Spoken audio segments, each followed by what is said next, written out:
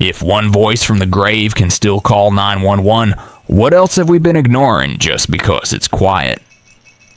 Hey, welcome back. I hope you're safe rested and somewhere warm tonight, because the stories you're about to hear aren't loud, they don't scream, they don't chase you down the hallway. Instead, they sit in basements, behind walls, inside phones that shouldn't ring.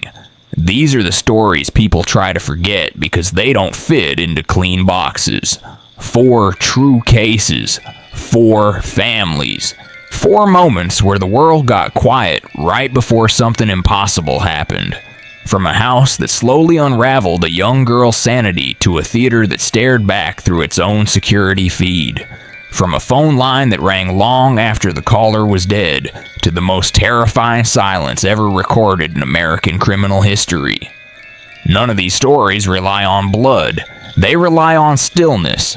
And if you've ever looked around your home at night and felt like the quiet was a little too heavy, you're not imagining things. Tonight we're going beyond the screams, beyond the explanations. We're going beyond the veil. So take a breath. Keep a light on if you need to, and let's begin. Story 1.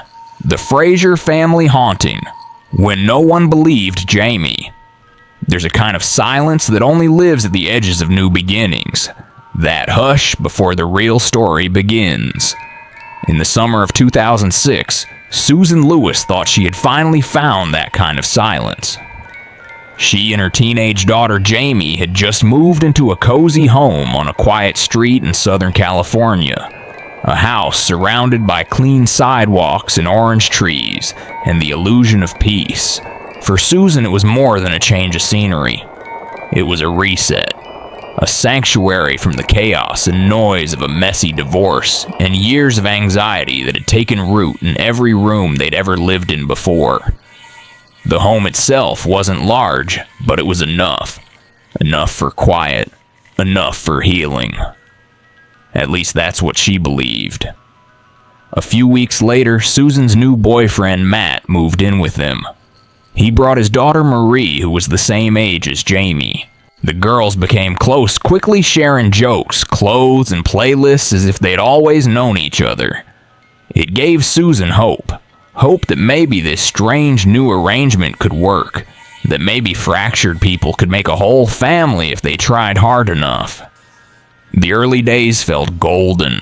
The girls swam in the backyard pool, played games until late at night, and laughed through dinners like no one in the house had ever been broken before.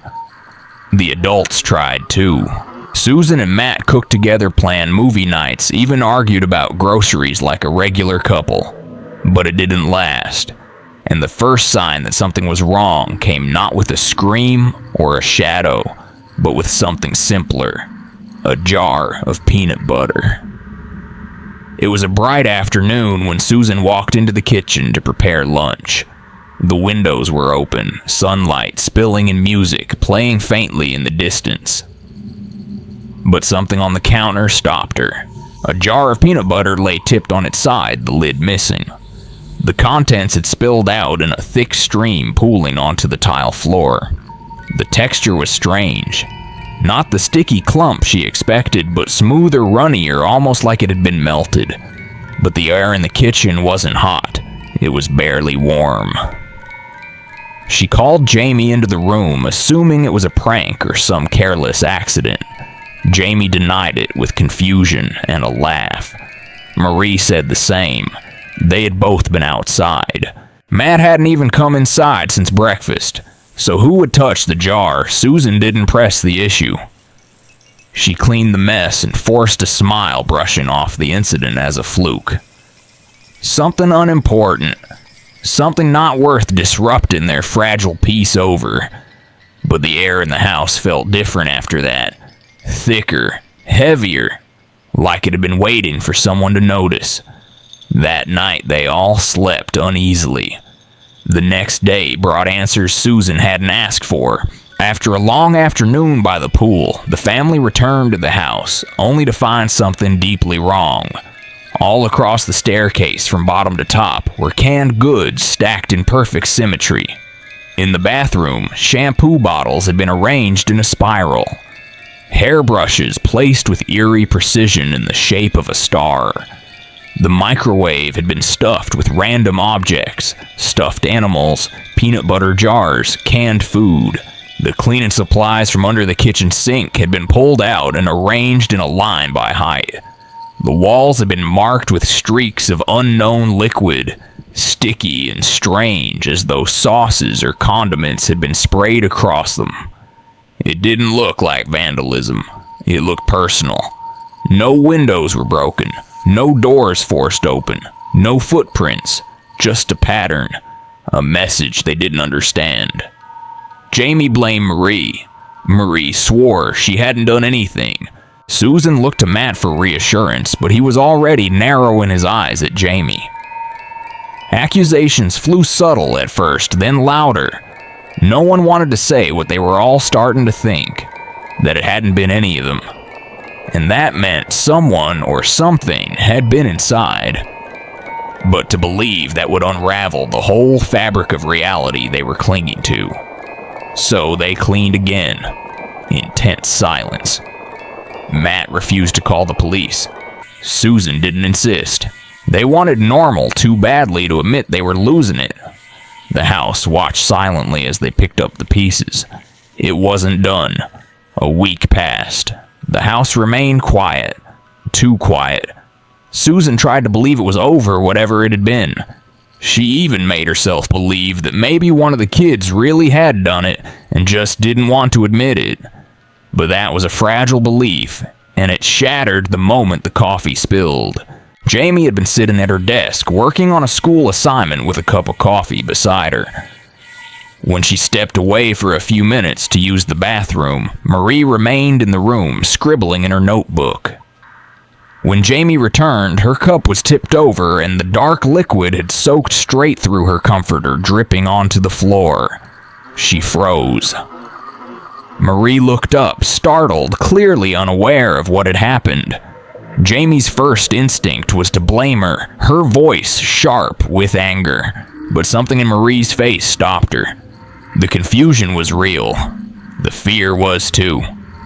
Jamie said nothing else. She simply left the room and came back with a bottle of bleach. She didn't want to argue. She just wanted to fix it. She placed the bleach on her dresser and bent down to clean the floor. That's when she heard it. A slow glugging sound. She turned. The cap of the bleach bottle was gone. Bleach was now pouring down the dresser drawers, soaking into her clothes, seeping into every fabric it could touch. And Marie? She hadn't moved. She was sitting exactly where she'd been. Both girls screamed. Susan came running, eyes wide, and the moment she stepped inside, a picture frame fell from the wall. Then another. No footsteps, no shaking, no explanation. Just glass cracking and wood snapping as the house seemed to breathe around them. That night, they didn't stay. Susan packed the girls into her car and drove with no destination, just away. They drove until the sun dipped and the sky turned amber, then returned when they had no more excuses to keep moving. Matt was already home. He hadn't seen what they saw. He hadn't heard the screams, and he didn't believe any of it. He blamed Susan for fueling the girls' imagination. Said it was hysteria, that they were playing some kind of game trying to get attention or cause drama. But Susan's eyes didn't flinch. She wasn't afraid of Matt. She was afraid of the house, and she knew it. That night after the argument, something new happened. The power went out. Not a flicker, not a storm. Just darkness, thick and fast. The doors began slamming, randomly, upstairs, downstairs, in no sequence, no rhythm, just chaos. The click of the gas stove filled the air again and again, that sharp snapping sound as if something invisible was trying to light it. Over and over. It didn't stop. They didn't sleep. The next morning, no one made eye contact. They moved like strangers brushing past each other without speaking. Susan kept looking toward the corners of the room. Matt left early for work. Jamie stayed in bed. Marie didn't come out of her room. That's when Susan called her closest friend. She told her everything. The jars, the bleach, the slamming doors. The friend didn't laugh. Instead, she told Susan something odd. Maybe the house needed peace. Maybe they were the intruders. Maybe it wanted a gesture, a sign of respect, a peace offering. Susan was desperate enough to listen. She waited until Matt left again. She gathered the girls. She brought out a small ceramic cat figurine, one of her favorites, and set it gently on the dining room table. She lit candles. She didn't know what to say, so she spoke from the heart. "We mean no harm. We respect this place. We want to live here peacefully. Please let us." The room stayed still. The air didn't shift. For a moment, Susan felt foolish. Then the front door slammed. Matt had come home early. He looked at the setup with confusion, then anger. He didn't ask questions. He didn't listen. He walked over to the table, picked up the ceramic cat, and marched out the back door. The girls begged him not to touch it. Susan followed, pleading, but Matt didn't care. He hurled the figurine into the backyard.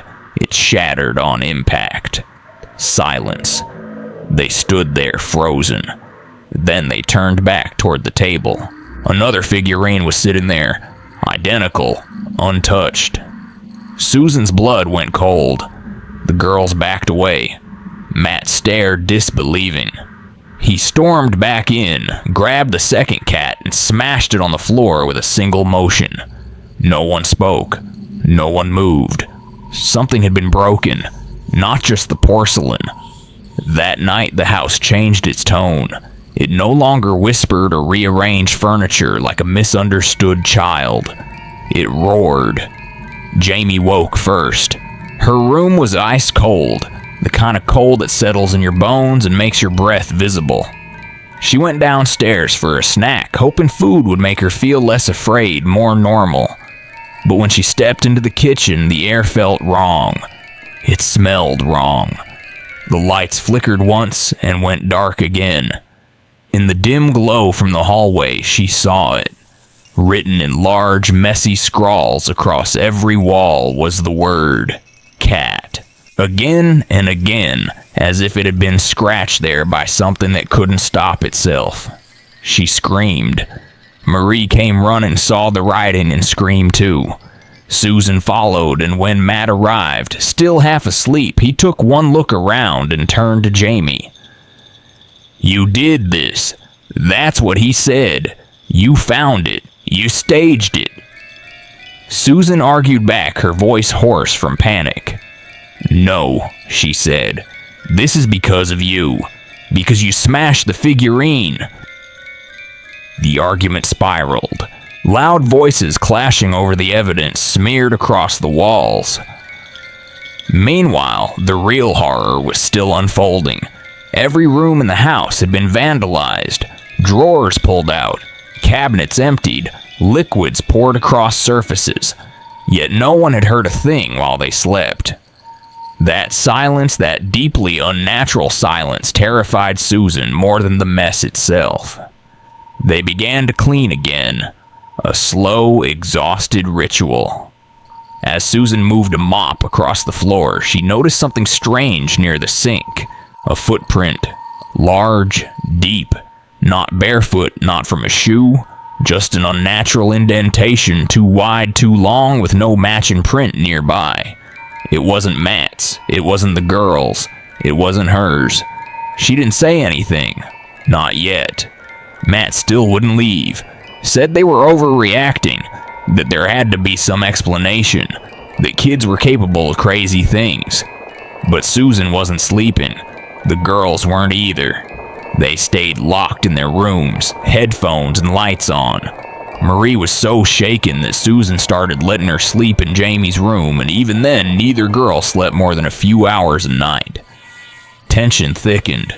The house felt angry, like it was constantly listening, constantly waiting. Matt and Susan barely spoke. When they did, it was clipped, defensive, exhausted. Then came the worst of it. 2 final moments that made it clear there was no staying. The first happened when Marie was home alone. It was supposed to be just for a couple of hours. Susan had a shift at work, and Matt had taken Jamie to a school event. Marie stayed in the living room, TV on, trying not to feel the fear that had become familiar.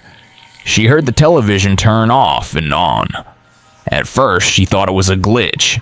She reached for the remote. It flew off the coffee table. Flew, not fell. Then came the creaking.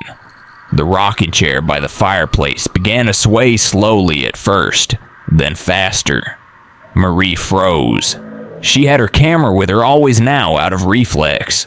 She raised it with shaking hands and took photos one after another, too scared to even look at what she was capturing. Then the picture frames began to fall, one by one in sequence, left to right. Not random, deliberate. Marie didn't scream. She couldn't. She bolted from the house and called Susan, who rushed home with Matt and Jamie in tow. They found her sitting on the front steps, pale and shaking. When they looked at the photos on her camera, they saw orbs. Multiple. Moving. Bright against the darkness. No dust, no blur. Just presence. Real, undeniable presence. Matt didn't say anything. He didn't accuse her. He just stared. That night he called a pastor. Not a paranormal investigator, not a psychic. He didn't believe in that. But he believed in fear now. The pastor came, he walked the house, said a prayer, told them to stay strong, then left. Said he couldn't do more. They were on their own again. The second moment happened to Jamie. She was alone this time. The pounding started at her door. Not knocking. Pounding. Relentless. She froze. Tried to call out. No answer. She reached for the knob, thinking maybe it was Marie or her mom. The pounding stopped the moment her hand touched the metal. She pulled back. It started again. Harder. She sat down, curled up, and listened to it for 3 hours. No breaks. When it finally stopped, she waited, then opened the door slowly. No one was there, but there was a dent in the wood, a deep one. The handle was bent downward like something had been yanking on it. On the floor was a pile of metal, pans, utensils, knives, all gathered in one place. Next to it, the bathroom door was cracked open. The light inside was flickering. That door didn't have a knob, just an empty hole where one should be. Jamie stepped closer. She pulled some string from her room and looped it through the hole, trying to pull the door shut from a distance. As soon as she did, something pulled back. Then, the string snapped. The door swung open, but before she saw anything, her own bedroom door slammed shut behind her. She was locked in again. Then she smelled it. Smoke. Not imagined. Real. She burst out into the hallway and saw a trail of toilet paper burning from one end to the other, leading straight to a frying pan with a flaming paper roll inside. She grabbed a sweatshirt, smothered it. Saved the house. But she knew what that meant. It was no longer about fear. It was about threat. She waited on the steps for her mother. When Susan arrived, she didn't ask a single question. She didn't need to. The hallway said everything. Susan didn't need to see the burnt paper or the pile of scorched utensils or the bent door handle to make a decision. She looked at her daughter sitting on the steps, holding back tears, holding back a scream that would have echoed too far, and knew. There was nothing left to argue. This house did not want them, and it never did. The next morning, she called Matt into the kitchen and told him they were leaving.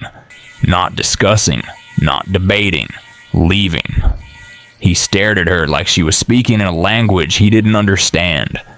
His hands clenched, his eyes hollow. He didn't yell, he didn't plead.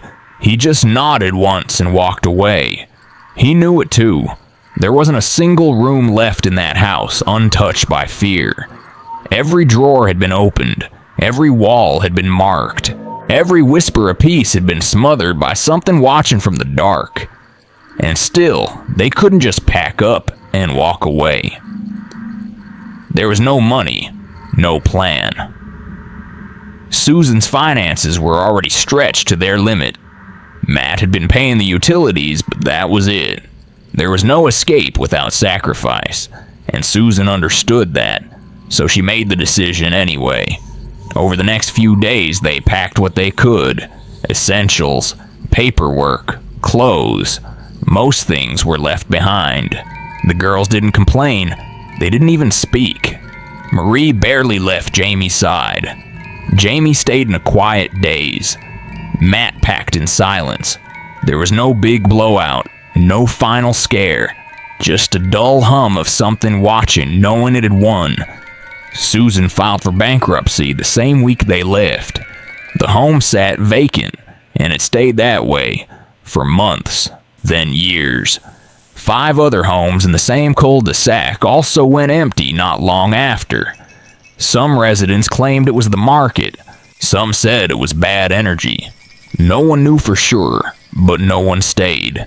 The neighborhood, once full of families and trimmed lawns, turned quiet, like something was feeding on the silence. Susan and the girls moved into a small apartment in a different part of the state. It wasn't glamorous. It wasn't even comfortable, but it was peaceful.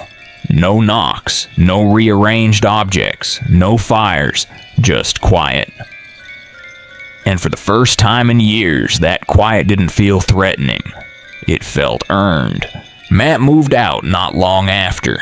They didn't fight. They didn't cry. He just left one morning with 2 bags and never came back. Susan didn't chase him. She didn't need to. He had stayed too long in a place that had already broken him. Jamie went back to school. Marie transferred to a new one. They didn't speak much about the house, but sometimes Susan would see the way they flinched when a door creaked, or how they left nightlights on longer than they used to. She never questioned it. They had all survived something they couldn't explain. That was enough. One night, Susan sat down with Jamie and asked her what she remembered most. Jamie didn't answer right away. Then she said it wasn't the screaming or the pounding. It was the silence. The kind of silence that only comes when something wants you to hear your own fear louder than anything else. Marie never spoke about what she saw in the rocking chair, but she still carries that camera with her, and she never deletes the photos. She says they remind her to trust her instincts, to never explain away what your gut tells you is wrong. The last time Susan drove past the old house, the yard was overgrown. The windows were dark, and the real estate sign had been removed. No one was trying to sell it anymore. No one even tried to tear it down. It just sat there, breathing, waiting. She didn't stop. She didn't look back. That house had taken enough from them. It didn't deserve their attention anymore. Years have passed since then. The family moved on. Not without scars, not without anxiety, but they moved. And in some ways, that was the most terrifying thing of all. That you could go through something so deeply wrong, so far beyond the edge of normal, and still be expected to pay bills, show up for work, and smile like you weren't marked by something invisible. Like you didn't carry its fingerprints on your memories. Sometimes people ask Susan if she thinks the house was haunted, if she believes in ghosts now. She always answers the same way. She doesn't care if it was haunted. What she knows is that it didn't want them there. And what matters more is that they listened.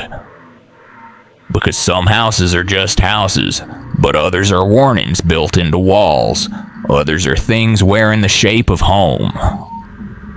And if you ignore the first sign, the cold, the spill, the feeling of being watched, you may not get another one. The real horror is not in the sound. It's in what waits for you to stop listening. And they had stopped just in time. Some people say ghosts linger because of trauma, because of unfinished business. But what if sometimes we're the trespassers? What if the house was never ours to begin with? What if leaving was the only thing that saved them from becoming another silence buried inside a place that never lets go? Sometimes what breaks us isn't what happens inside the house. It's how long we stay after we know we should leave. The Fraser family thought they were just being paranoid. That's what most of us do. We downplay the signs. We explain them away. But survival doesn't always mean being brave. Sometimes it means knowing when to listen, especially when no one else does. And sometimes the voice that needs to be heard is the one we least expect. The next story begins with a woman who called for help again and again long after she was gone, and someone kept picking up. Story 2. The Reno 911 Ghost Caller. She died before the call came in. Sometimes it's not what you hear that's terrifying, it's who you hear it from. In the winter of 2011, the 911 Emergency Dispatch Center just outside Reno, Nevada was a quiet place tucked behind a municipal building and surrounded by snow. The phones rang, but rarely all at once. Most of the calls were mundane fender benders, lost pets, the occasional neighbor dispute that escalated. For the dispatchers who worked the night shift, it was the kind of job that taught you how to filter chaos. You listened for panic. You filtered through noise. You made judgment calls between real emergencies and confused ramblings. And you learned not to let anything get under your skin, until something did. It began as these things often do, with something that didn't feel like a threat at all. A woman named Eleanor, or Miss Ellie as some of the operators came to call her, had started calling a few times a week. Her address was logged flagged in the system for frequent non-emergency contact. She was in her late 70s, recently widowed, and clearly struggling with the effects of dementia. Her calls were always soft, polite. "Could you help me boil water?" she'd ask. Or, "I think the thermostat needs adjusting again." She wasn't in danger. She wasn't hostile. She was just alone. And lonely people don't always know where else to call. The dispatchers would gently remind her that 911 was only for emergencies, and she would always apologize. Sometimes she'd even laugh at herself. Then she'd hang up. But over time, her tone began to shift. Instead of calling for help with house tasks, she started asking for someone else. "Is John there?" she asked once. "Can you tell him I need him?" John, it turned out, was her husband. He died 6 months earlier in the same house. Most of the staff thought the calls were just a symptom of her declining memory. A few dispatchers admitted it made them uncomfortable, but nobody took it beyond that. Until one night, she called again. The dispatcher, her name was Dana, remembered it vividly. The call came in just after 2 a.m. Dana answered expecting the usual request about a light bulb or a burner, but this time the voice was frantic. "John, please," Miss Ellie cried. "John, I need help, come home." It was still her voice, still soft, but laced with something deeper. Terror. Dana asked her to stay calm, tried to get more details, but the call ended suddenly. No clicks, no dial tone, just silence. And protocol was clear. If someone called 911 in distress, a unit had to be dispatched. Officers were sent immediately. They reached the house in under 5 minutes. The front door was unlocked, the heat was off, and the air inside was freezing. The living room looked undisturbed, no sign of intrusion, no struggle. They called out for her. No answer. It wasn't until they reached the bedroom that they found her. Miss Ellie was lying on the bed, still in her nightgown. Peaceful, pale, cold. She had died hours earlier. Rigor mortis had already set in. The officers contacted dispatch and relayed what they found. Dana couldn't process it. The call had just happened. She had heard her voice. She had spoken with her. The time logs matched. The address matched. But Miss Ellie had already been dead. At first, the explanation was practical. Maybe the cold had made her body stiff and fooled them about the time of death. Maybe she had just barely clung to life long enough to make that final call. But the paramedics disagreed. The signs were clear. She hadn't been alive when the call came through. Dana replayed the audio herself. It was unmistakably Ellie. Same breathy cadence, same gentle voice. There was no denying it. The story spread quickly through the dispatch center. Some called it a glitch. Some refused to talk about it at all. But Dana didn't let it go, and that's when things got worse. A few nights later, another call came in. Same address, same voice. "John, are you coming?" she asked. Dana wasn't on shift that night, but the dispatcher who took the call froze. When she saw the flagged file attached to the address, her hand trembled. Miss Ellie was dead. Her number was supposed to be disconnected, yet the call had gone through. The dispatcher kept her cool, kept the line open, tried to get a response, but the voice on the other end was distant, muffled, as if it wasn't quite inside the world anymore. Again, officers were dispatched. Again, the house was empty. No signs of life. No trespassers. No phones left plugged in. Nothing. And yet the calls kept coming. Each time from the same number. Each time the voice sounded a little more desperate or a little more tired. No two calls were the same. That was what haunted the dispatchers most. It wasn't a recording. It couldn't be. The tone, the phrasing, the emotion each call felt like a real conversation. Real fear. Real loneliness. The calls began to arrive 2 or 3 times a week. Always late. Always brief. Sometimes they were barely audible. Sometimes they came with static. But always, it was her voice. At first, the department didn't know how to handle it. Each call was logged as a legitimate 911 emergency because they follow the same protocol, a voice asking for help, a location attached to the system, and no reason to assume otherwise. Even if the responders found nothing, even if no one was inside the house anymore, the system required them to act. So they did, again and again. Some officers began refusing the dispatch when that address came up. Others went, but only with backup, and every time they found the same thing. The front gate still latched, the yard overgrown, the windows dark, the house empty. No one ever saw a flicker of light, no movement in the shadows, no prankster teens with a burner phone, just the echo of something that shouldn't be able to call out still reaching across the line. The department eventually contacted the local phone company. A technician checked the status of the number associated with the property. According to their database, the phone line had been disconnected permanently 3 days after Miss Ellie passed away. Nothing should have been able to route through that number. No signals, no calls, nothing. Still, they sent a technician to the physical address just to be sure. The lineman, his name was Jack, came back visibly shaken. Every terminal, every wire, every endpoint had been correctly disabled. No residual voltage, no cross lines, nothing that could have allowed a functioning call to route. He even pulled the box apart and checked the signal ground. It wasn't just off, it was physically incapable of transmission. The line was dead. The property had no internet, no cellular repeater, no fiber, no backup battery. Just a disconnected Jack in a house full of silence. Jack couldn't explain it. Nobody could. The explanation offered was thin.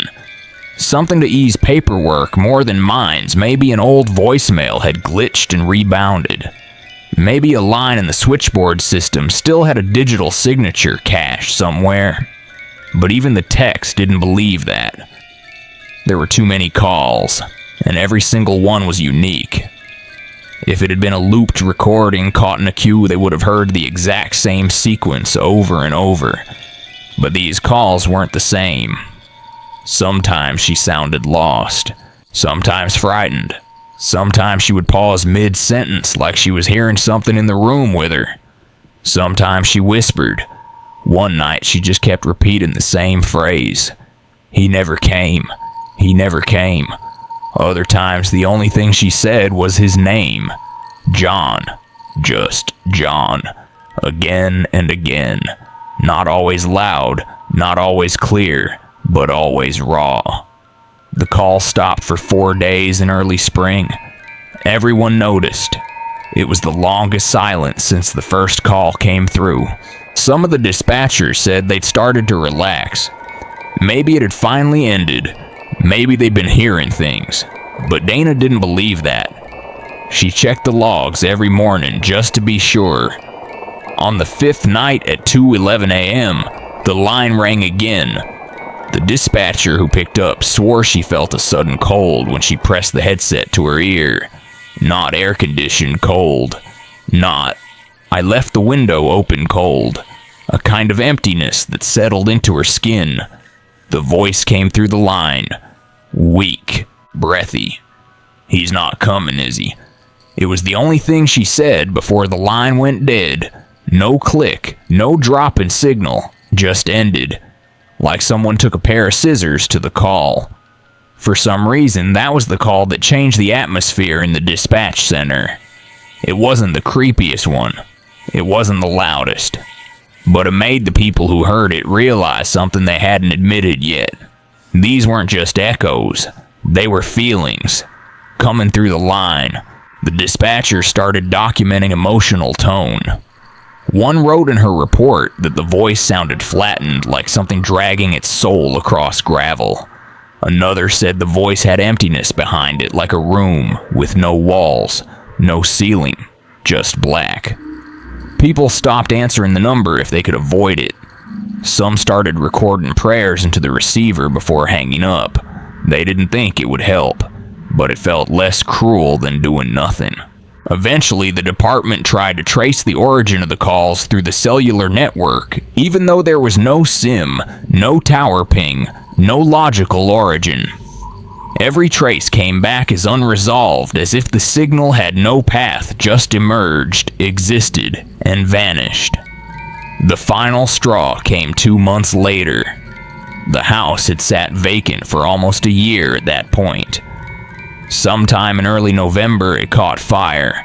The official report labeled it as accidental. Some said it was arson. Others claimed it was electrical, though there was no power connected to the property. Whatever the cause, it burned fast and quiet. By the time fire crews arrived, there was little to save. The house was reduced to its frame. 2 walls remained upright. Everything else had collapsed into itself. No injuries, no signs of anyone living there. The call records were noted, and the incident was closed. But the calls didn't stop. The address was now a vacant lot. No house, no electricity, no working phone line. Still, the dispatch center continued to receive calls. The voice on the other end was weaker now, more distant, but unmistakable. Still calling, still asking for him. John. Always John. After the fire, there was a quiet urgency in the way people spoke about the calls. No one laughed anymore. No one tried to rationalize what was happening. The logic had unraveled completely. There was no number to block, no line to cut. The house was gone. The street address remained, but it led only to ash and rubble. And still, the calls came through. The city IT department even ran a diagnostic across the dispatch servers, trying to isolate what they assumed must be a systemic flaw.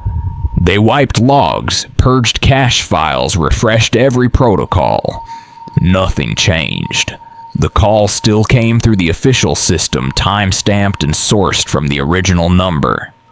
The only difference was that now the voice on the other end no longer sounded clear. It came like a breath through static.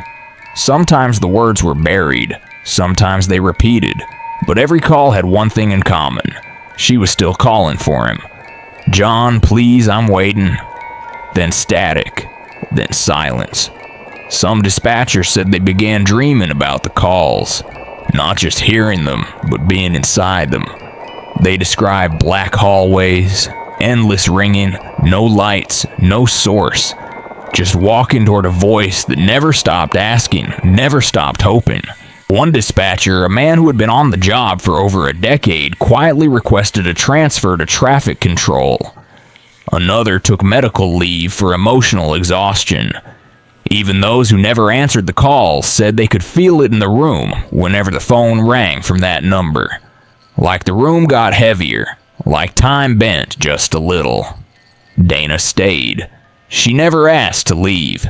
If anything, she grew more focused. She started keeping her own private log. Date, time, emotional tone. Phrases captured, length of call. She wrote down things like hesitant breathing, moaning in background, and repetition of the phrase, "the snow is coming." No two calls were ever the same, but slowly a pattern began to emerge. The closer it got to winter again, the more frequent the calls became. Almost nightly by mid-December, and with each new message, her voice sounded closer to peace, less desperate, less confused. One night, Dana picked up the call and heard nothing but breathing. "Then he's close now." The call ended. Another night. "Tell him I'm still in the kitchen." That one lingered in Dana's mind for weeks. She pictured the layout of the house. She remembered the reports. The kitchen had been untouched by the fire, a single room spared. Not by design, just luck, or something else. The voice began using new words. "He's outside. He found me. I knew he would." Dispatchers stopped recording official transcripts. The supervisors gave up trying to explain it. Eventually, the department stopped logging the calls altogether. They just let them come. The line would ring, someone would answer, the voice would speak, they would hang up. Sometimes people cried, sometimes they prayed, sometimes they just listened. That became enough. No response, no judgment, just presence. Then came the final call. It was late January. Snow was falling thick across Nevada. Roads were nearly impassable. Only a skeleton crew remained at dispatch. Donna was working alone at her station. It was nearing 3 a.m. when the phone rang. The screen flashed the number. That number. Her fingers hovered over the answer key for a second longer than usual. When she pressed it, the silence was immediate. No static, no breathing, just waiting. Then the voice, calm, steady, warmer than it had ever been. "He's here now. I'm okay." Dana waited. Nothing else came. No click, no disconnect. Just a long stretch of silence. Then the line cut itself. And that was it. The last call. No one has heard from that number since. No more rings, no more static. Just silence. Not the heavy silence from before, but something cleaner, something settled. In the weeks that followed, the silence settled over the dispatch center like snow on an old porch. Soft, undisturbed, but impossible to ignore. Nobody said it out loud, but they all noticed. The line hadn't rung. The voice hadn't returned. And for the first time in over a year, the number that had haunted them simply stopped. Dana kept coming in. She didn't expect anything anymore. She didn't need to. She had stopped listening for Ellie's voice and started remembering it instead. It became part of the place, part of the air. There were days she thought she heard the faint echo of that final call, not in her headset, but in the way the heater clicked, or in the hollow spaces between words when no one was speaking. "He's here now. I'm okay." It wasn't something she could forget, and she didn't want to. No one does, really. Not when you've been spoken to by someone who shouldn't be able to speak. Not when you've answered a call that shouldn't exist. In the end, the city never released a formal report. The house remained a vacant lot for a while, then was purchased by a developer, cleared and rebuilt. A new family lives there now. Kids play in the yard. Packages pile up at the front door. The house is warm and filled with new memories. And the number, it's no longer in service. Assigned to no one. Erased from the system. But Dana still remembers it. Just like she remembers the voice. The way it trembled. The way it waited. The way it refused to stop believing. Because that's what it was at the center of it all. Not horror. Not vengeance. Not some restless spirit out to terrify the living. It was longing.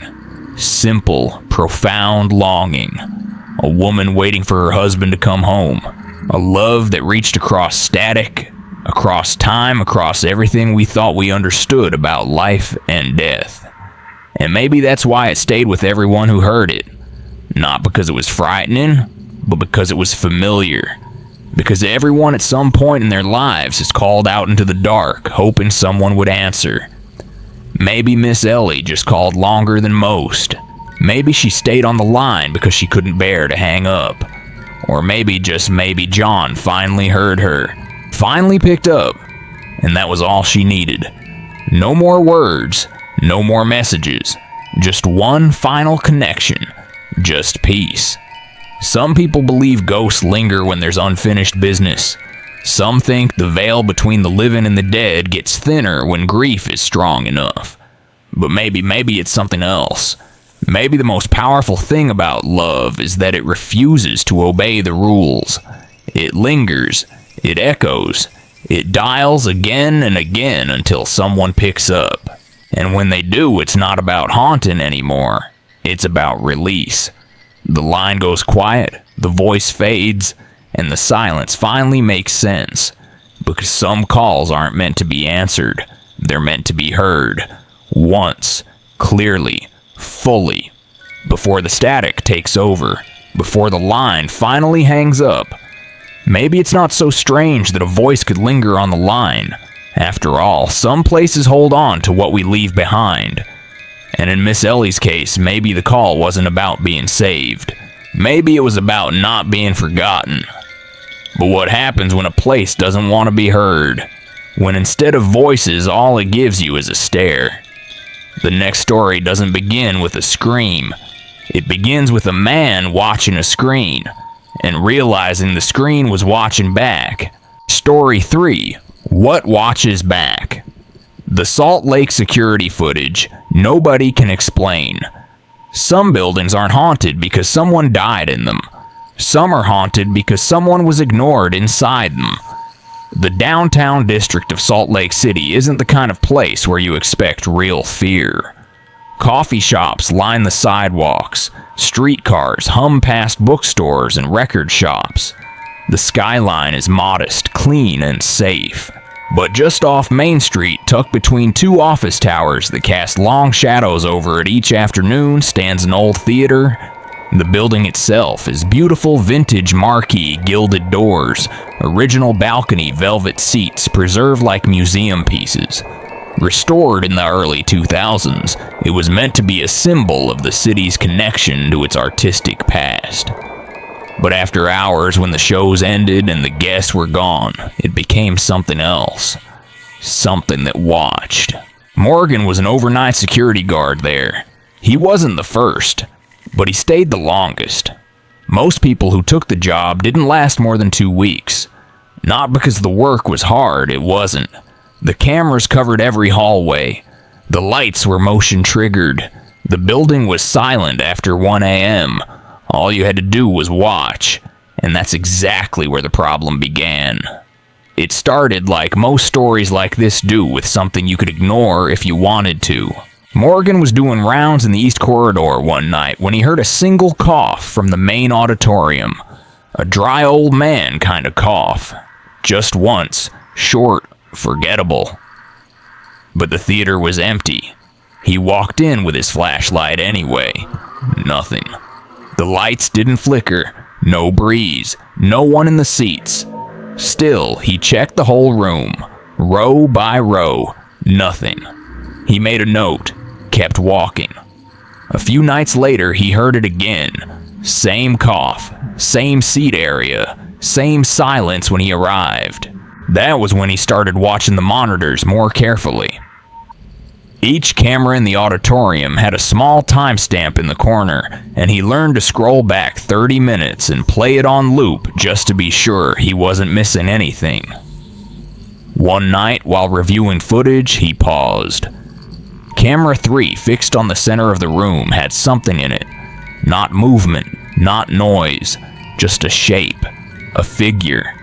Seated halfway back in the row, not fidgeting, not shifting, just watching. Morgan leaned in. The figure never turned, never blinked, just stared toward the stage. It stayed for nearly an hour. Then between frames, it was gone. No movement, no blur.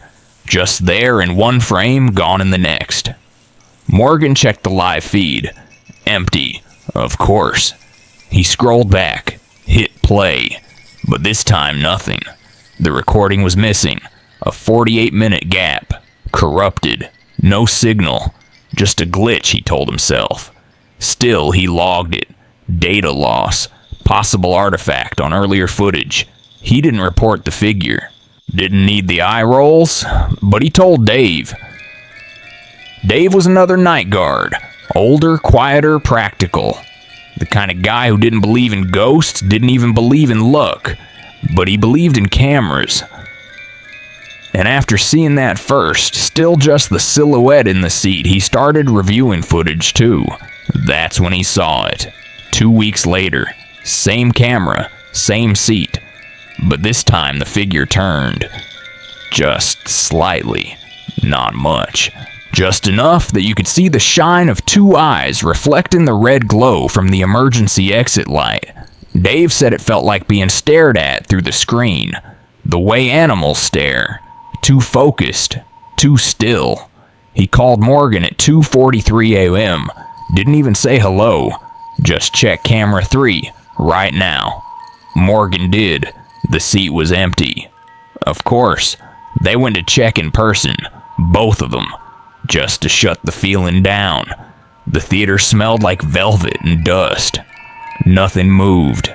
But when they reached the seat, Dave froze. On the floor beneath it was a single scorch mark, like someone had placed a red hot metal tool there for too long. The fabric on the seat had melted slightly.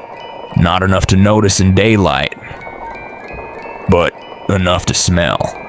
Enough to know they weren't imagining it. They didn't report it. What would they say? Hey, someone's burning invisible holes in the upholstery at 3 a.m.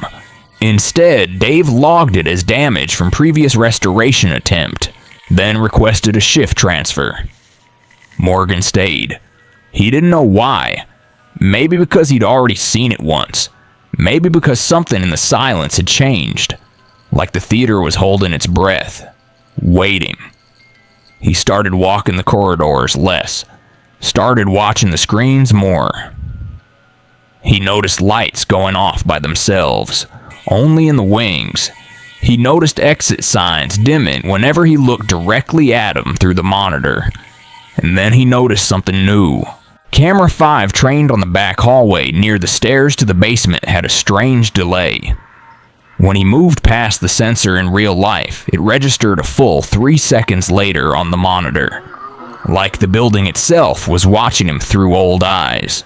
Slow to track, slow to follow, but never blinking, never missing.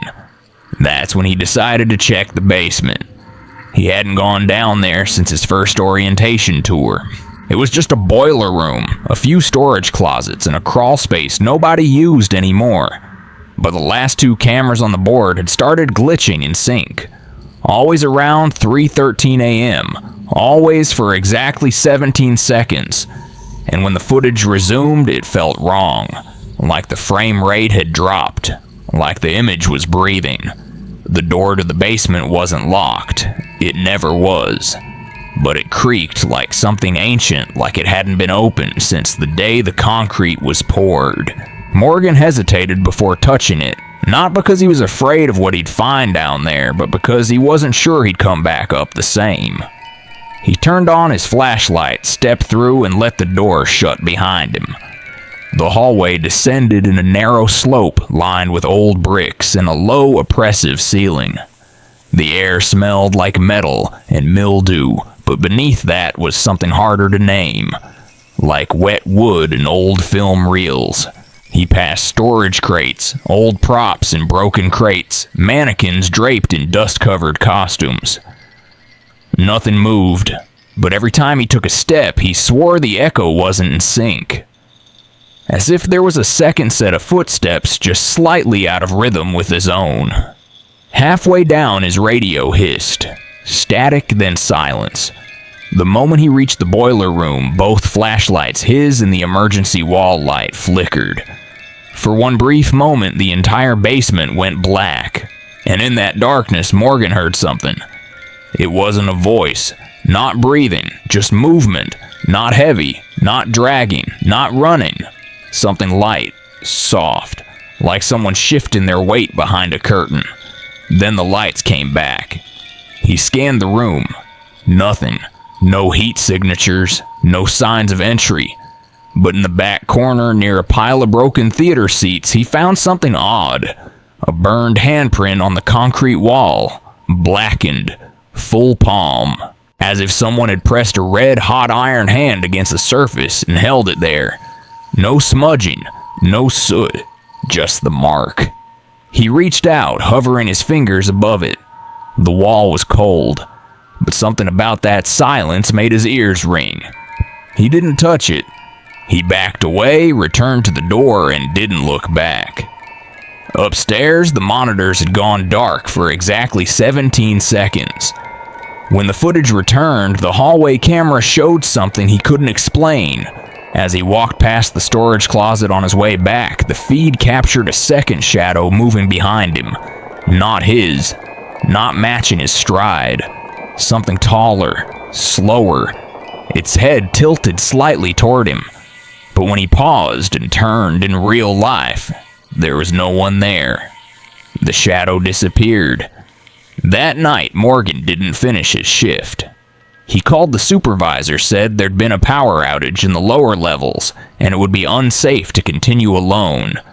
It wasn't a lie. Not exactly. The next day, the maintenance team checked the breakers. Everything was normal, but one of the engineers, an older guy who'd worked there since before the restoration, pulled Morgan aside and asked him quietly, "You went down there, didn't you?" Morgan nodded. The man sighed. "They told us not to restore that part, said it wasn't worth the money, but they didn't want to say the real reason." Morgan waited. The man glanced around, lowered his voice.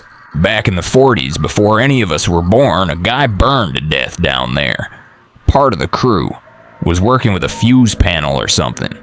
They said it was an accident, but the reports don't line up. Fire was too fast. No source ever found. Some say he started it himself. Others say he got locked in." "Did they ever find his body?" Morgan asked. The engineer paused. "Most of it. That was the last conversation they had."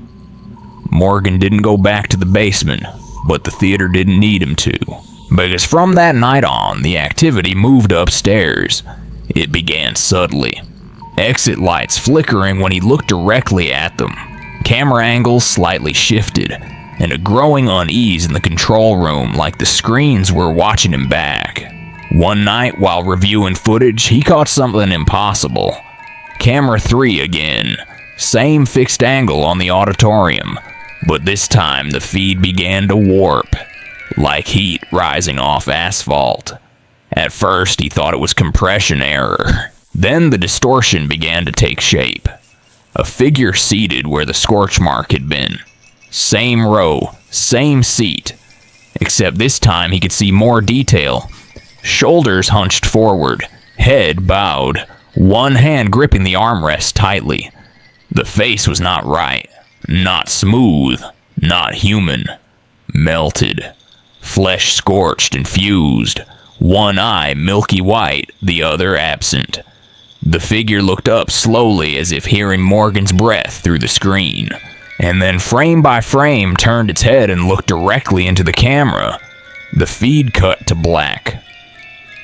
Morgan stared at the monitor. The cursor blinked. He reached for the rewind key hand, shaking.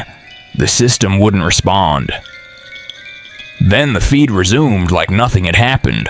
Auditorium empty. Static gone. Frame rate restored. The timestamp blinked like an afterthought. 3:13 a.m. He logged the incident. He didn't file it. There was no point. Dave had already quit the week before. Said he couldn't sleep. Said he saw things in the reflection of his TV that weren't there. Morgan understood. The building had changed. Or maybe he had. He started seeing movement in reflections. Not big gestures, just tiny slips. A coat swaying when no one had walked by. A chair pushed back in the break room. He started keeping the lights on all night. Started talking out loud when he was alone. "I see you," he would whisper. "I know you're here." And sometimes the building answered. Not in words, but in patterns. A camera would lose focus. A door would groan open even if it was braced. And every time he passed camera 3, it blinked. Just once, as if acknowledging him, or daring him to blink back. By January, Morgan had stopped trying to convince himself it was all in his head.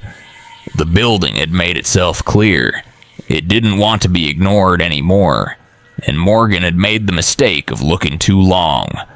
The feed from camera 3 became his obsession. Each night at exactly 3:13 a.m., it would glitch for 17 seconds. And each time it returned, something was different. Once the seats in the center row appeared rearranged. Another night, a faint silhouette was captured near the back exit door, blurry tall, frozen in mid-step, even though no motion sensors were triggered. Then came the night the monitor didn't just glitch, it screamed. Not in sound. The audio was always clean, but the image itself distorted in a way that felt loud. Colors bled, pixels twisted, and for exactly 2 frames a face appeared, charred, missing its lower jaw, but unmistakably human. Morgan paused the video and stared at the screen until his vision blurred.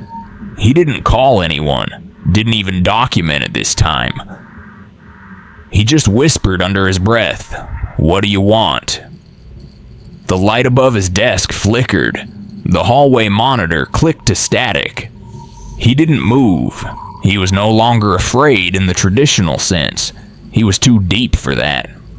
Now it felt more like he was being pulled into something slow and deliberate, like the building had been waiting for someone patient enough to listen all the way through. So he stayed, every night, watching, waiting. And then just past the middle of the month, he received an internal note routine, bland harmless on the surface. Basement clutter must be cleared by end of week. Storage expansion and planning. Begin prep. Morgan stared at the words. Something in his chest tightened. He remembered the handprint, the silence, the burnt seat, the moment on the footage when the scorched figure turned to look at him. He typed a reply. Recommend postponing. Potential asbestos hazard. Needs inspection. He hit send, but the system crashed. The message never left. The next day, a new hire arrived. Young, fresh, assigned to help prep the basement for clearing. Morgan didn't warn him. He didn't know how to. He just handed him a flashlight and said, "Keep your eyes straight." That night, the new kid didn't show up for his next shift. Quit via text. No explanation. Just, "Sorry. I can't work in that place." When Morgan asked why, he responded with a photo. Blurry. Dark. But in the corner, almost hidden behind a stack of wooden panels, a figure stood. Barefoot. Head low. One arm raised, fingers bent at an impossible angle. Its skin was the same shade as the wall behind it, as if it hadn't stepped forward, just peeled away from the concrete. That was the last Morgan heard from him. The theater was down another employee. The city kept the budget tight. Replacements were delayed. Morgan went back to working alone. He welcomed it, because now something was coming to a head. The building had begun to recognize him. Mirrors fogged as he walked by, even without moisture. The fire alarms in the hallway chirped at exactly 3:13, despite maintenance saying they were fully disconnected. And then one night, while walking past the side exit, Morgan saw something that made him stop cold. On the monitor, camera 3 was showing the auditorium again, but this time there was a flicker of movement on stage. The curtains were closed. No one had touched them in months, but something pulsed behind them. A ripple, like breath. He zoomed the camera in. The curtain billowed slightly, just once, and then stilled. Morgan stood up, heart pounding, and walked toward the auditorium. Not fast, not reckless, just steady. The theater was silent, the kind of silence that had shape, that pushed back. He opened the main doors, stepped down the aisle, and faced the stage. Every seat was empty, every shadow in its place. He climbed the steps, turned on the floodlight, faced the curtain, and said it out loud. "I see you." The lights above him snapped off. Total darkness. The curtain didn't move, but the air behind it changed, grew dense.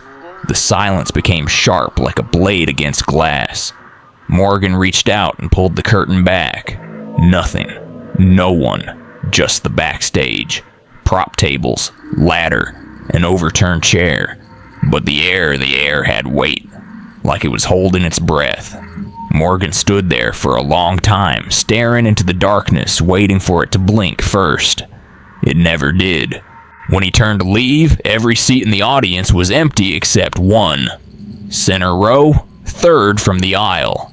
A figure sat slumped unmoving as if it had been there for hours. He stepped forward slowly. The spotlight caught nothing but the empty rows. When he looked back, the seat was empty again.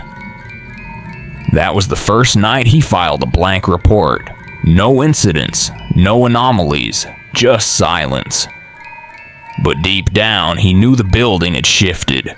It wasn't just reacting anymore, it was presenting. A week later, Morgan quit. There was no final incident, no scream in the dark, no shadow reaching out from the walls. It wasn't fear that made him leave, it was understanding. The kind that doesn't come in a flash, but in pieces, in the way a building breathes around you, in how silence starts to feel like speech. He left his badge and uniform on the break room table. Didn't send an email, didn't explain anything, just left before the next shift arrived.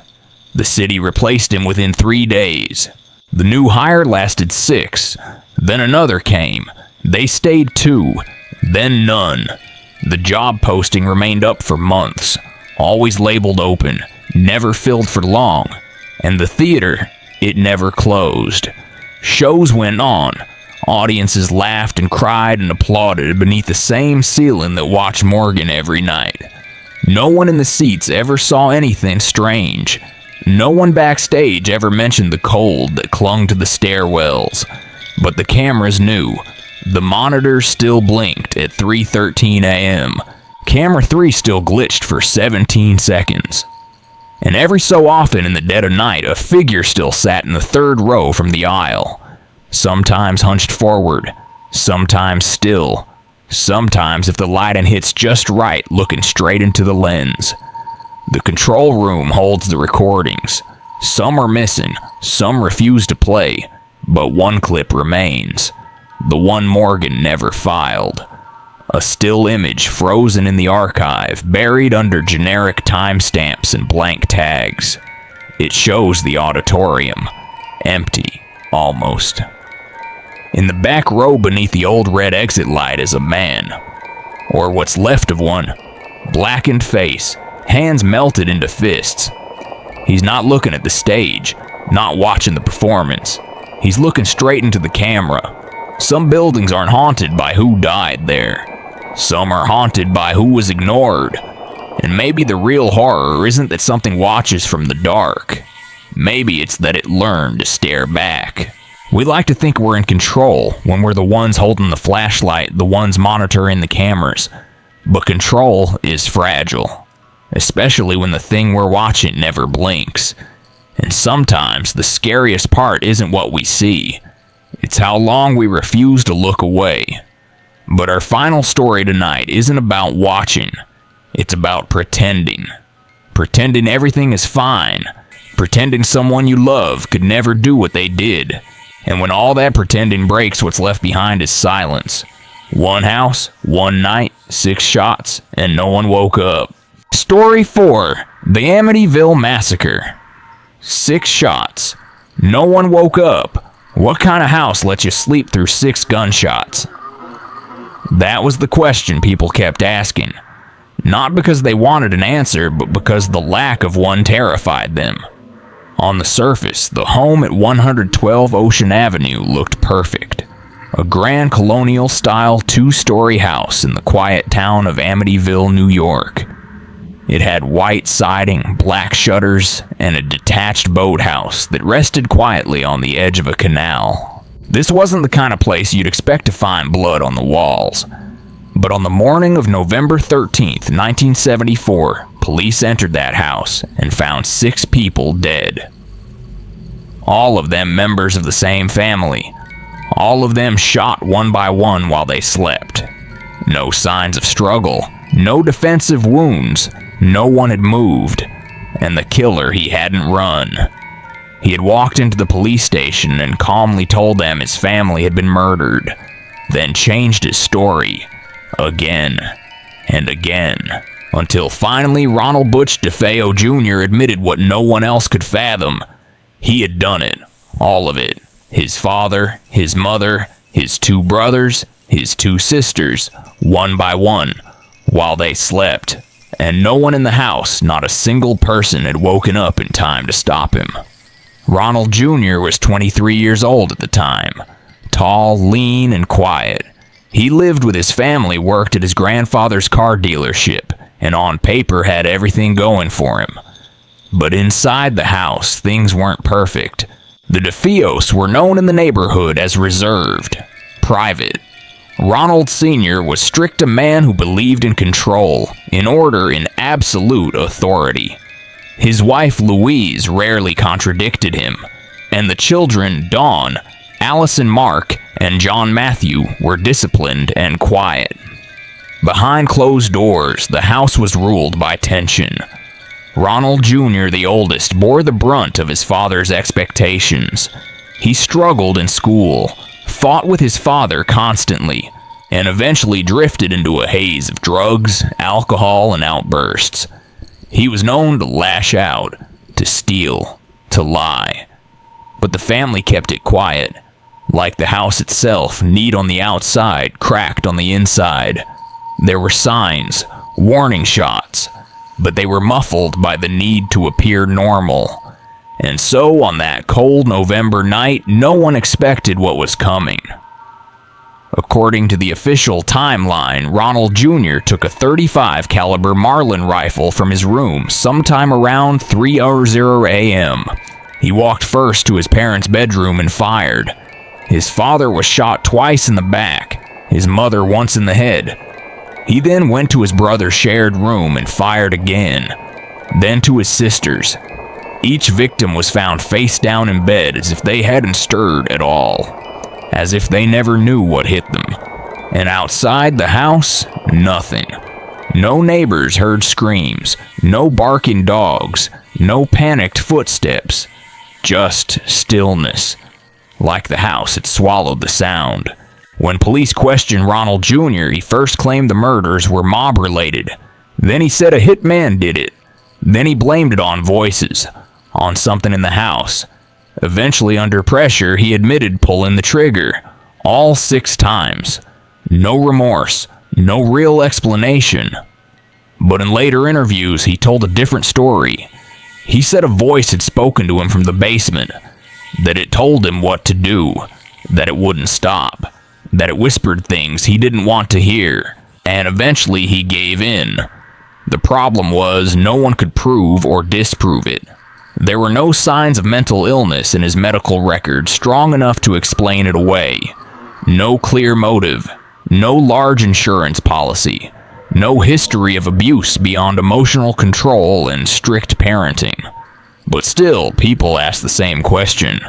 Why didn't anyone wake up 6 people? 6 gunshots, same house, thin walls, and no one moved. Not even once. The medical examiner found no drugs in the victim's systems, no sedatives, no alcohol, just clean blood and still bodies. And that silence, total absolute silence, became the most disturbing part of the case.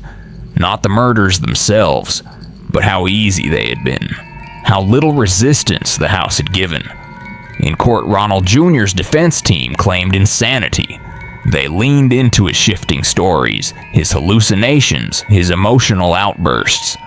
The prosecution argued that he knew exactly what he was doing, that he had planned it, that he had waited until the perfect time, chosen a gun that didn't require reloading, and eliminated everyone who could testify against him.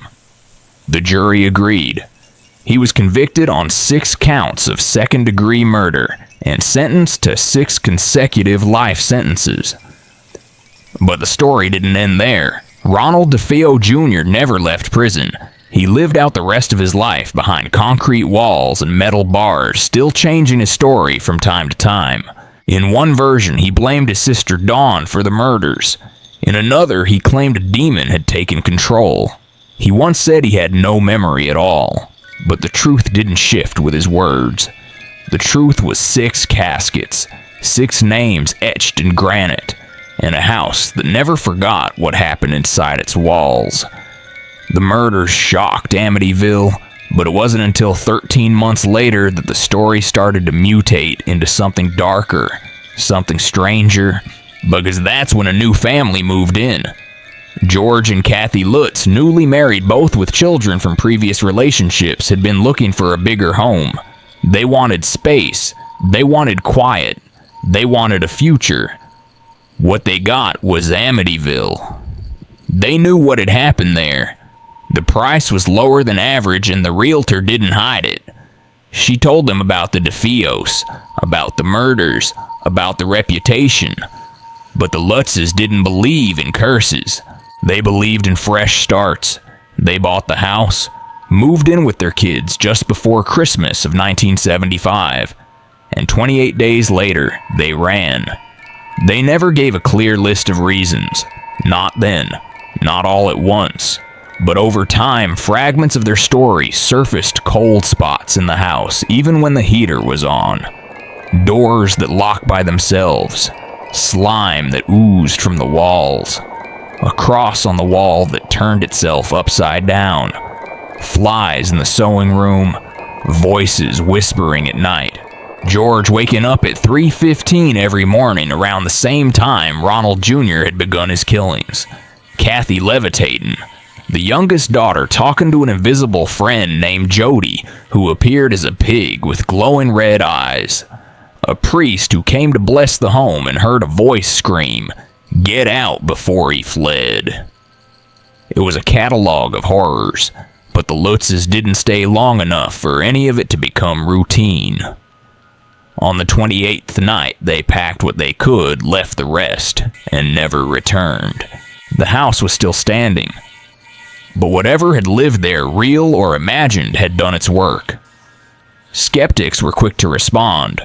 Journalists, investigators, neighbors, they all wanted answers. The Lutz's story gained attention, then traction, then doubt. Critics pointed out inconsistencies. Some claimed they made it up, that it was all a hoax to sell a book deal and secure financial freedom. Others said the Lutzes passed a lie detector test, that they never profited much, that they were still visibly shaken years later. No one could agree, but one couple stepped forward with certainty. Ed and Lorraine Warren, paranormal investigators, demonologists, the couple who would later become the subject of countless films and documentaries. They went to Amityville not long after the Lutzes fled. They brought equipment cameras prayer. Lorraine said she felt an overwhelming presence in the house. Ed claimed it was one of the most dangerous places he had ever entered. There's one photo from their investigation that keeps circulating. A black and white shot of an empty hallway taken during one of their late-night sessions. In the photo between the rails of the staircase is a small face peering out. Pale, eyes glowing. It looks like a boy. But none of the team members remember seeing a child. The photo was authenticated. No signs of manipulation. And to this day, no one can explain where that face came from. Even still, the house remained. The next owners changed the address from 112 Ocean Avenue to something less recognizable. Renovated the facade. Removed the signature quarter moon windows. But the shape was still there. The foundation. The history. And for decades, people drove by. Took photos. Whispered. Wondered. Was it haunted, or was it just contaminated? The Amityville house didn't just become famous. It became something heavier, something denser, a kind of gravity well for fear and fascination. The story had all the ingredients: a picture-perfect family, an inexplicable act of murder, a whispered voice from somewhere unseen. And then just when the blood was barely dry, it added something more. Something not easily disproved, but even harder to accept. It added silence, the kind that makes people stare into the dark and ask if they really heard anything at all. From the outside, people couldn't stop looking. Reporters, ghost hunters, tourists. Some were drawn by the tragedy, others by the thrill. And beneath it all was one question no one could answer without a chill running down their spine. How does one man kill 6 people in their beds in the same house with the same gun and not wake a soul? The official explanation never satisfied anyone. The rifle was loud, louder than any normal household noise. The walls were average thickness. There were no suppressors, no signs of struggle. The victim showed no signs of sedation. Toxicology came back clean. So people improvised their own truths. Some said the house had muffled the shots. Others believed something darker was at play. But the deeper people looked, the less they found. Ronald Jr. didn't help. His stories shifted with every interview. One day it was a mob hit, the next it was a demon. Sometimes he said his sister did it. Sometimes he claimed he had no memory of the night at all. At one point, he described hearing a voice, not in his head, but from the basement. A voice that didn't ask. It told. A voice that promised quiet if he would only do what it said.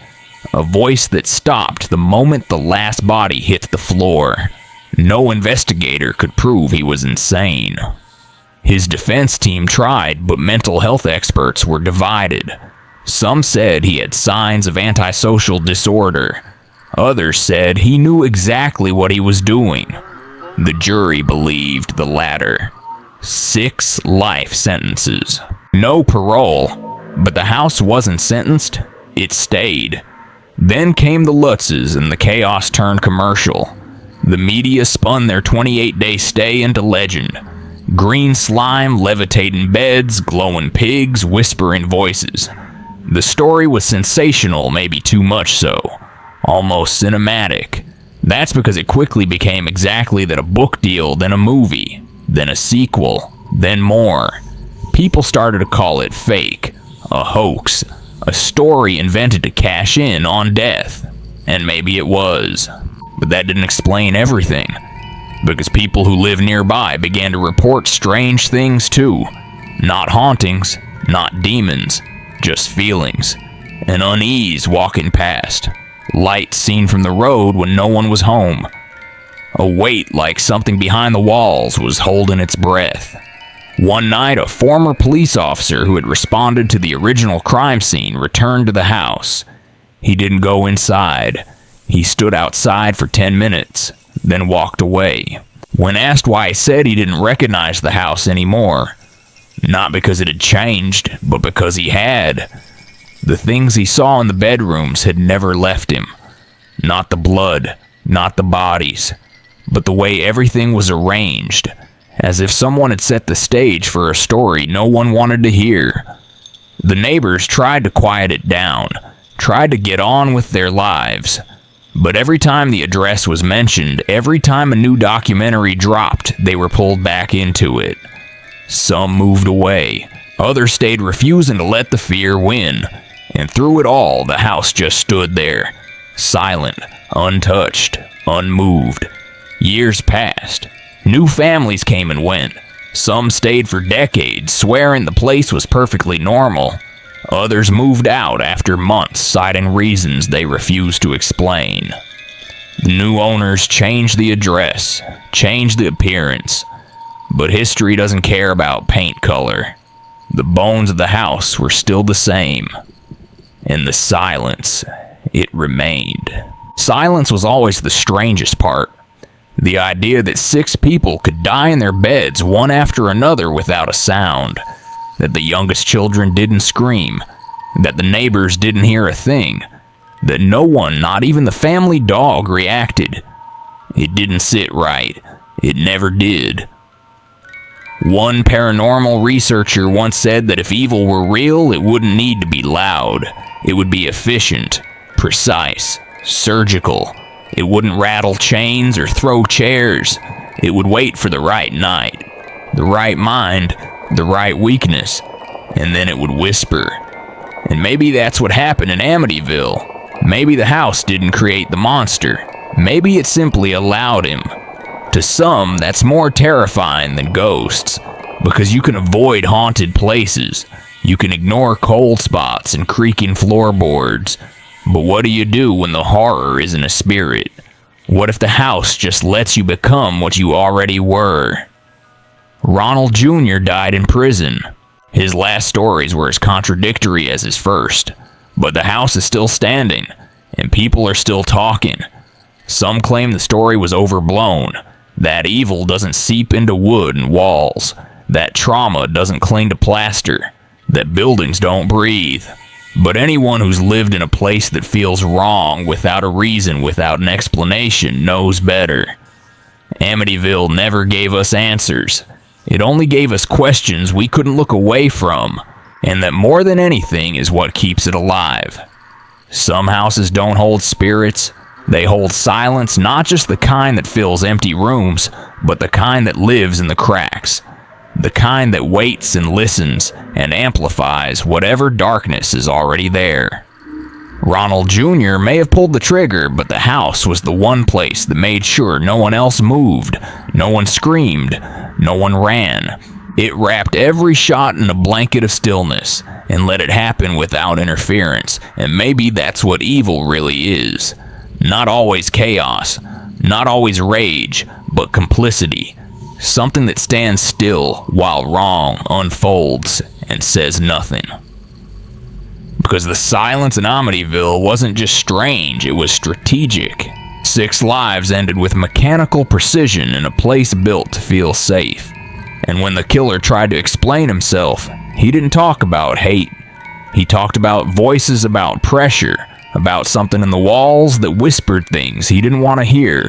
Things that sounded like his own thoughts, but worse, colder, more certain. And when the Lutz family moved in, it was as if the house hadn't exhaled yet. It waited until someone fragile enough walked through the door, and then it showed them everything. All the fear, all the residue, all the weight left behind from what had happened 1 year earlier. And when they ran, they left in the middle of the night, carrying only what they could grab in panic, because that's what the house wanted. Not blood, not attention, just permission to be what it had always been, a mirror. For whatever darkness people brought with them, the house didn't kill anyone after that. It didn't need to. Its work was done. It had become legend, and legends feed themselves. The more people talked about it, the more real it became. The more skeptics tried to explain it away, the more mysterious it seemed. But beneath all the arguments, beneath all the books and movies and interviews, was a fact that no one could erase. 6 people died without a sound, and to this day, no one can explain why. And maybe that's the lesson. Maybe some places don't haunt with noise or apparitions or glowing eyes. Maybe they haunt with the questions they leave behind. Because even if you don't believe in demons or spirits or cursed ground, you still have to ask what made him do it. What made a man kill everyone he shared a roof with in the stillest part of the night and not flinch? What kind of silence lived in that house? What kind of emptiness made that much death feel easy? The answer might not be supernatural, but that doesn't make it less terrifying, because sometimes the scariest thing a house can do is nothing at all. And that's what Amityville was. Not a monster, not a haunted house, not a headline, but a quiet place where something terrible happened and the walls didn't even tremble. And maybe that's what we're really afraid of. Not ghosts, not shadows, not creaking floors, but the idea that some houses don't make people evil, they just stop them from pretending they're not.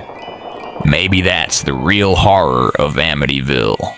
Not what happened, but how easily it happened. Not the blood, but the silence. And maybe that silence didn't just belong to the house. Maybe it belongs to us too. Every time we ignore the signs, every time we convince ourselves that darkness only lives in movies or in other people. Because it doesn't. It lives in quiet, in stillness, in places where no one wants to believe anything bad could ever happen. And in that silence, it waits. So before we go tonight, just remember this. Some stories don't end with answers. They end with quiet. And maybe that's the part that haunts us the most. We expect horror to scream, to slam doors, to show up in the corner of our eye. But what if the real horror is what never announces itself? A camera glitch, a missed call, a child who hears something we pretend not to, a house that doesn't need to hurt you. It just waits for you to hurt yourself. If you stayed with me through all 4 stories tonight, thank you. I know these weren't easy, not because they were full of blood or jump scares, but because they were still. And in stillness, we notice the things we usually run from. If any of these stories reminded you of somewhere you've been, or something you felt but never said out loud, I want you to know you're not the only one. What we bury in silence always finds a way back to the surface, and some places they remember. Thanks for being here, for listening, for not looking away. I'll be here next time, in the quiet, just beyond the veil.